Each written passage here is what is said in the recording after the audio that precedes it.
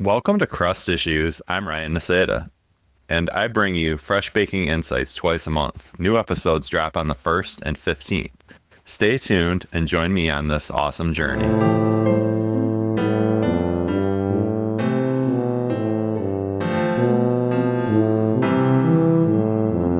Hi, everyone. Welcome to Crust Issues, the podcast that dares to ask really big questions like, why do I keep falling asleep with flour in my hair?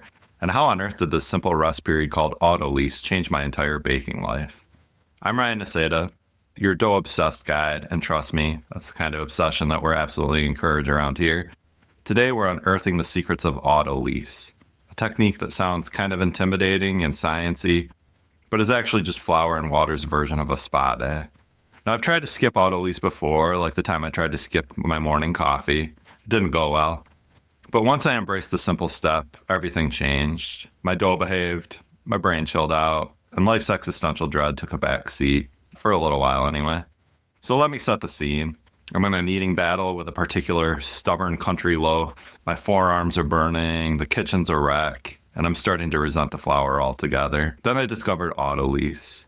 Rest your dough before adding salt and yeast, they said. Sure, I thought, why not? I could use a rest too. This little pause wasn't just good for my dough. It was a metaphorical exhale, like hitting the snooze button on a Monday morning. Suddenly, bread making started to feel like therapy, although not a substitute for it. Today I'll break down what, why, and how of Autolyse. We'll get into the historical tidbits, the nerdy science bits, and wrap it all up with a little guided meditation that'll have your dough and maybe your soul feeling brand new. Autolyse, spelled A-U-T-O-L-Y-S-E, which sounds like a fancy Greek tragedy, but is actually the easiest bread-making hack you'll ever use.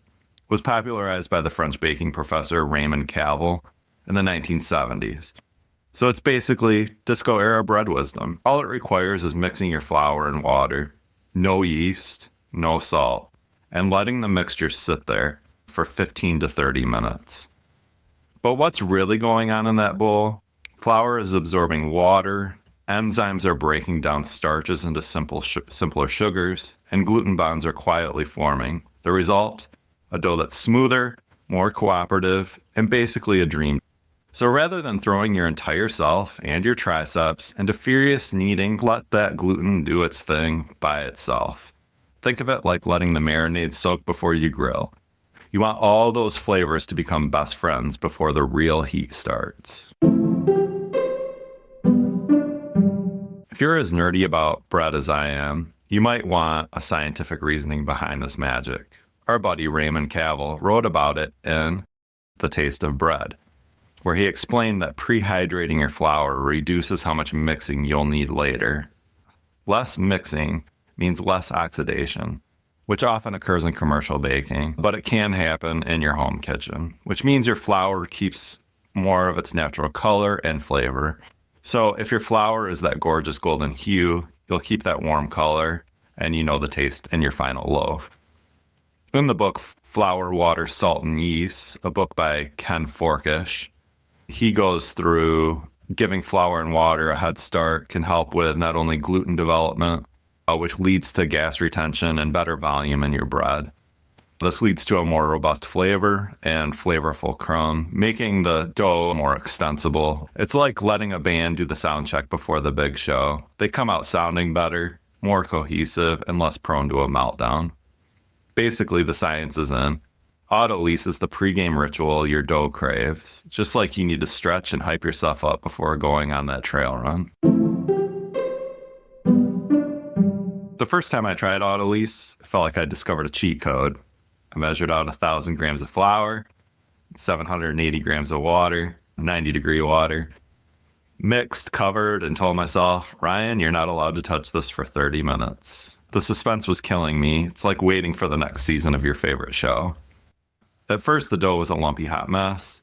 Then about halfway through, I peeked in, and the transformation was very visible. The mixture was smoothed out, almost silky, and I was like, hold up, did my dough just relax? When the timer beeped, I tossed in the yeast and salt, did my usually kneading routine, and found the dough practically soared through the process. Shaping, a breeze, the final loaf, epic.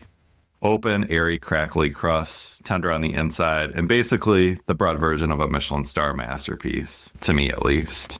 That moment really showed me something larger. You don't need to push too hard. You need to let things unfold at their own pace. As corny as it sounds, it felt symbolic to letting life happen instead of trying to brute force everything.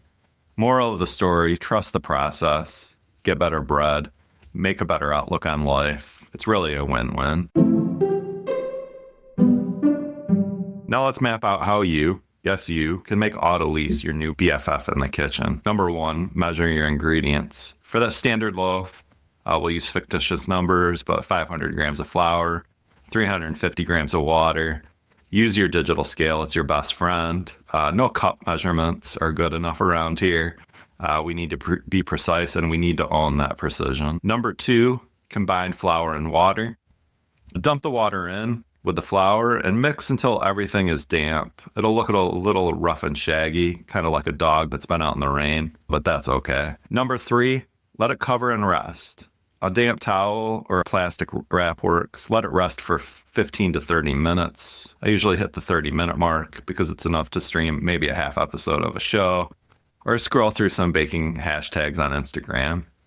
If your kitchen feels a little like a sauna, maybe shorten it. If it's chilly, go a little bit longer. Number 4, add salt and yeast. After that rest, toss in the yeast or sourdough starter and salt. They've been waiting in the wings like the star performers that they are, and incorporate them in by hand or with a mixer, but be very gentle. Then continue with fermentation.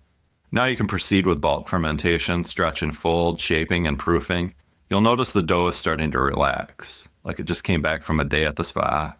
I do have a couple extra tips here. 15 minutes can help, so if you're pressed for time, don't skip it entirely, do the 15 minutes. Do keep a baking journal if you don't have one already. We want to channel your inner scientist and log everything, the different flour you're using, the different hydration levels, the rest times. It'll help you dial in your perfect loaf. All right, folks, it's time for that chill out and let your dough do its thing portion of the show. If the idea of meditating in the kitchen makes you giggle, trust me, once you feel the serenity, you'll be on board. Close your eyes and imagine you've mixed your flour and water. You've covered the bowl, set your timer, and for the next few minutes, the dough is handling itself. Take a big, deep breath in and exhale. Let your shoulders drop. Seriously, let them drop. You look a little tense. In and out. In and out. Breathing in, the dough is handling itself. Breathing out, a delicious loaf of bread is coming our way. That steady rhythm, that's your anchor. With each breath, mentally thank yourself for giving both you and your dough this well-deserved break. Now tune into your surroundings. Maybe there's a gentle hum of the fridge, the distant whirl of a coffee machine, or a cat meowing at the window. Let those small noises remind you that this moment is real and happening right now. Bring your focus to the mixture in the bowl.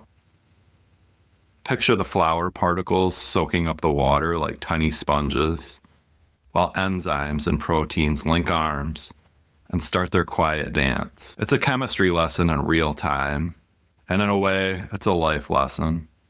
Transformation requires patience.